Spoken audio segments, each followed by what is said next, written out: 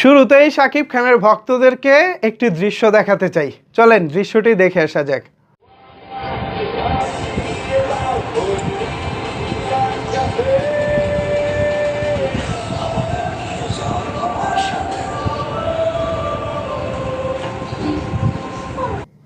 দৃশ্যটা দেখেছেন আজকে বাংলাদেশ পাকিস্তান টেস্ট সিরিজের ম্যাচ চলাকালীন সময়ের বিজ্ঞাপন বিরতিতে টিট স্পোর্টসে ভেসে উঠেছে শাকিব খানের নতুন সিনেমা রকস্টারের টিজার।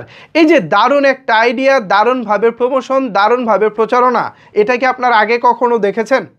শাকিব খানের সিনেমার ক্ষেত্রে এটাই ছিল এবারই প্রথম কোনো ঘটনা যেটা রকস্টারের বেলায় ঘটছে।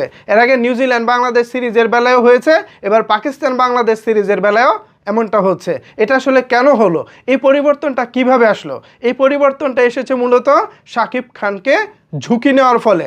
শাকিব খান তার কেরিয়ারকে হুমকির মুখে ফেলে এই ঝুঁকিটা নিয়েছেন এবং এখন তিনি সাফল্য পাচ্ছেন।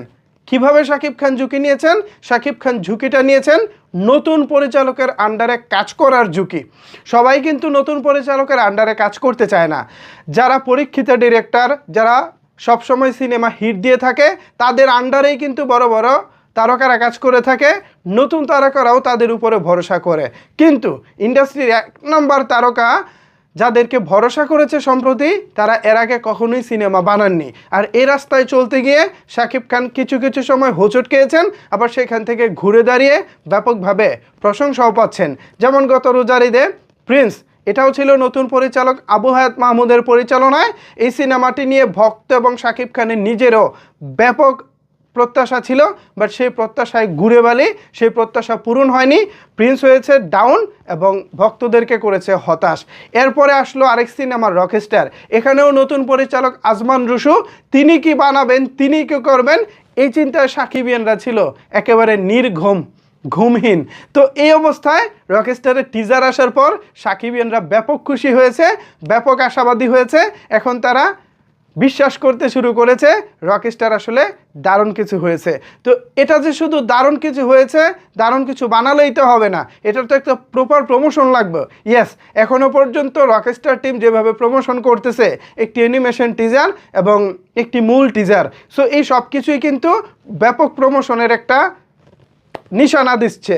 পাশাপাশি এই যে খেলার মাঠে, খেলার সিরিজের খেলার ফাঁকে ফাঁকে যে বিজ্ঞাপন যাচ্ছে, এটাও কিন্তু একটা নতুন কিছু শুরু, যা এর আগে শাকিব খানের সিনেমার ক্ষেত্রে কখনোই ঘটেনি। সো এই যে শাকিব খান নতুন কিছু করার ট্রাই করতেছে, এই ট্রায়ের মধ্যে ঝুঁকিও আছে, আবার সাফল্যও আছে।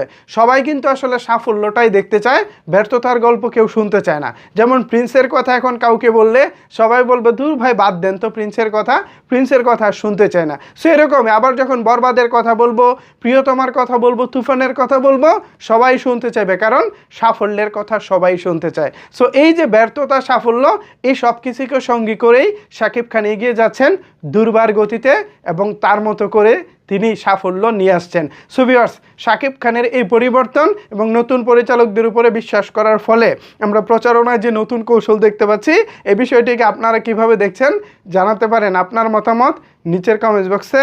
ধন্যবাদ সবাইকে এতক্ষণ আমার সাথে থাকার জন্য।